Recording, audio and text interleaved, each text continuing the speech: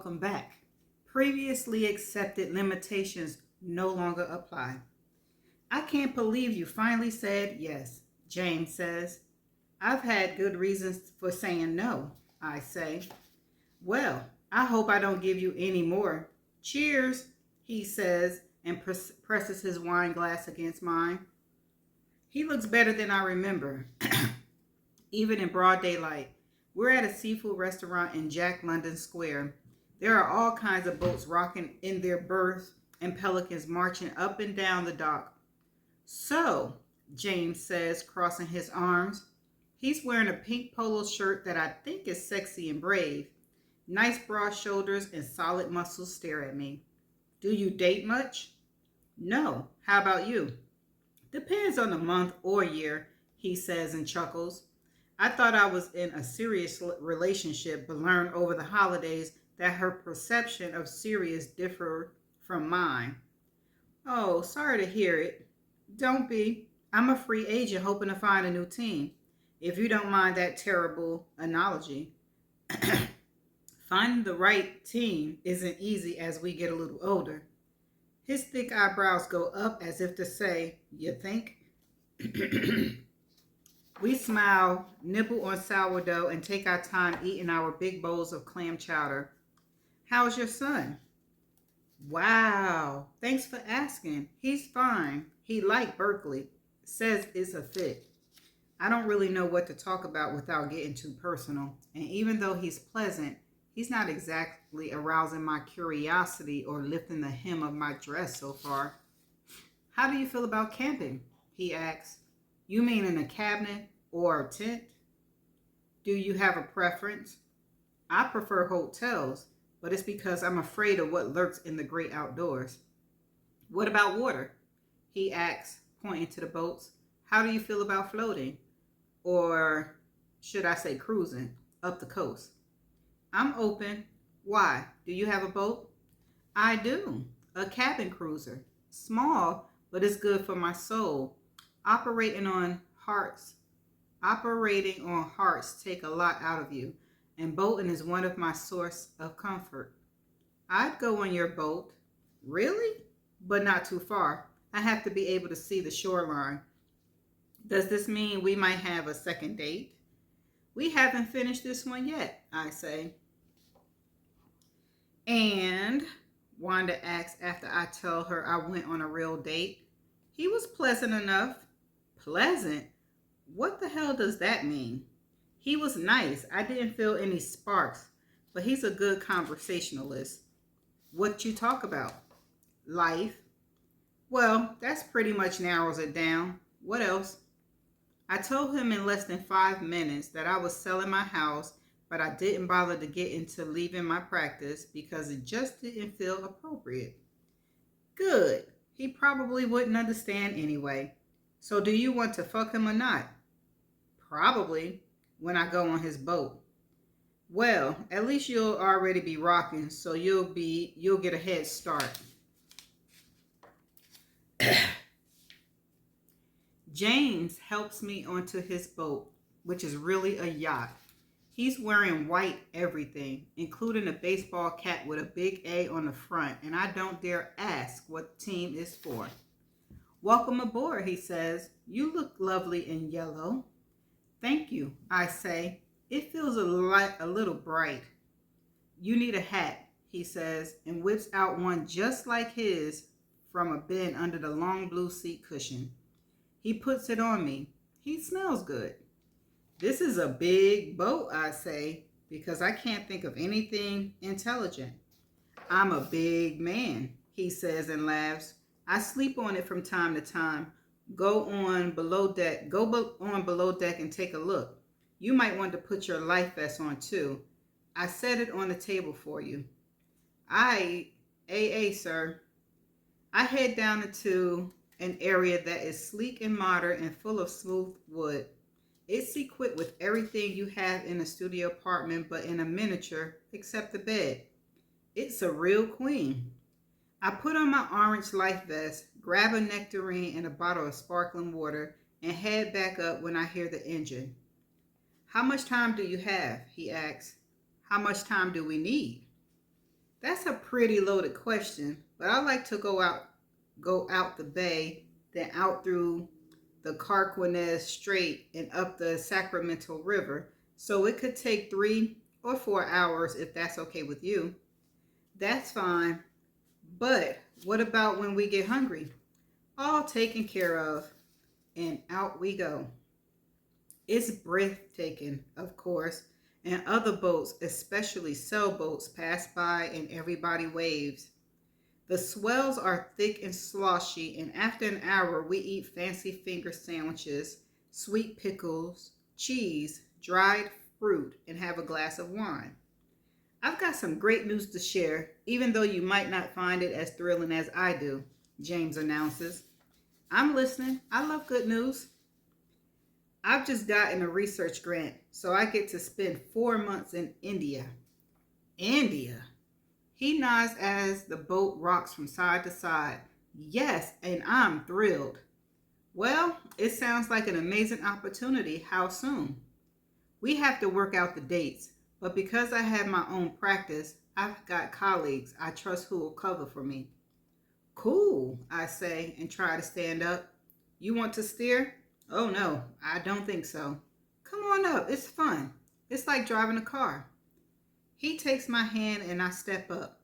When I get close, he gently ushers me in front of the steering wheel and stands behind me and put his long arms around me. Takes my excuse me, takes my hand under his and places them on the metal rim and leaves them there. He's warm and feels good. All of this feels good. See how easy it is? He leans down and kisses me on the cheek and then softly on my neck. This feels even better.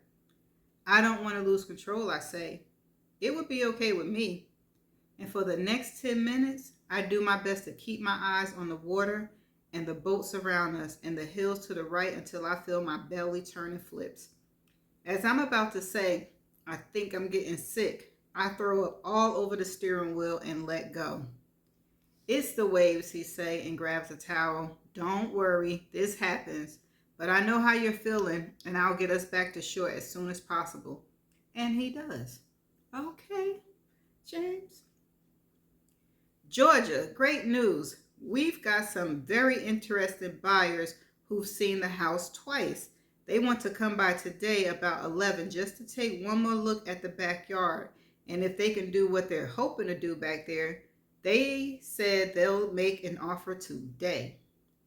I listened to the message again. My heart is beating like a snare drum. Amen did say today, like in today, didn't he? I look at the little clock on my phone. It's 12:19. Shit, I played the second message. Georgia, when I didn't hear back from you, I took the liberty of bringing the couple over this morning. Since there was no need to go inside, I hope you don't mind, but the good news is that they've made an offer. I call Amen back with some weariness because I don't quite believe this. It was too easy. Well, hello, Georgia. I was hoping to hear from you right away. I apologize for going into the backyard without your permission, but I knew they were serious and they had to catch a plane back to Seattle. Aren't you excited we got an offer as soon in this market? I certainly am. Should I start packing? I asked, obvious with a ton of sarcasm. Not yet. I have to tell you that their offer is below our asking price, which I explained I'd have to discuss with you after telling them that you're not underwater, nor are you under any pressure to sell. How much below the asking price? About 60,000. But of course, buyers always come in low for wiggle room. Wiggle room? This is insulting. I agree, but it's a start. As soon as I get their app, we can go from there. They live in Seattle? They do. Why are they relocating? Divorce? Then who is they? They're now a blended family, not married yet, but each has a child from a previous marriage. How old are they? Who? The kids or the buyers? Well, the kids will give me some idea how old the parents are. Not that I really care, but if they're little, this hillside isn't the best place for them to play.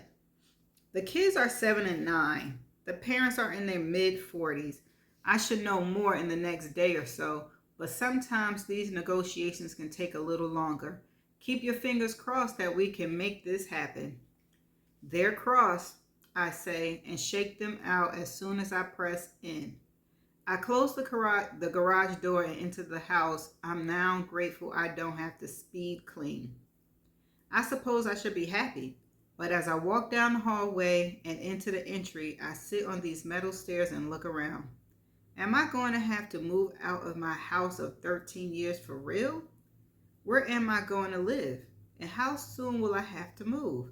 And who are these people that want to live in my house, sleep in my bedroom, swim in my pool, park in my garage, use my toilet? Hell, I was just starting to get used to the idea that it was even for sale. And although it doesn't look like my home anymore, it is. It has a history. I've lived in here with my children and husband, and now they're all gone. There are thousands of memories like brown ghosts in every room. I'm beginning to wonder if I really want to move. The whole idea has been like dreaming out loud, but this is no dream. Is this how it feels when you get what you asked for? I don't hear from A-Man for 3 days. On the 4th day, I call him. What's going on, A-Man? I thought I'd hear from you by now. I thought you would too. I was just about to call you as I finally heard from the buyers who aren't buying. What? They've changed their mind. But why? Their broker claims they found another property in the same area that better suits their needs. Oh, really? Just like that? Just like that. Wow. Well, I imagine this is how a bride must feel being left at the altar. I'm really sorry, Georgia, but as brokers, we really have no control how buyers decide what home they love enough to marry. Well, I'll call the movers and tell them to hold off. I'll follow it with a chuckle. You don't sound all that disappointed. Because I'm used to disappointment. I'm on Interstate 5 heading down to Bakersfield. I need to get away from my Fox home, but also to see Ma and Grover. Apparently, they decided to postpone the nuptials until after Grover recovers from his hip surgery, and they've been shacking up because he couldn't be left alone. Ma told me she does not sleep in the same bed with him as he's too fragile. He's got one of those hospital beds right next to her. God understands, she said. When I hear the first few chords of Slave Driver by Taji Mahal, I know it's Frankie. I'm hoping the baby's not here early, but if he or she is, I'll turn this car right around. Are you at or on your way to the hospital? No, Mom, the baby's still baking, but I've still got some awesome news to tell you. Then spill it. Nothing like good news, honey. Hunter got a job at a startup in San Francisco, and he's going to be making mega bucks, Mom. And guess what else?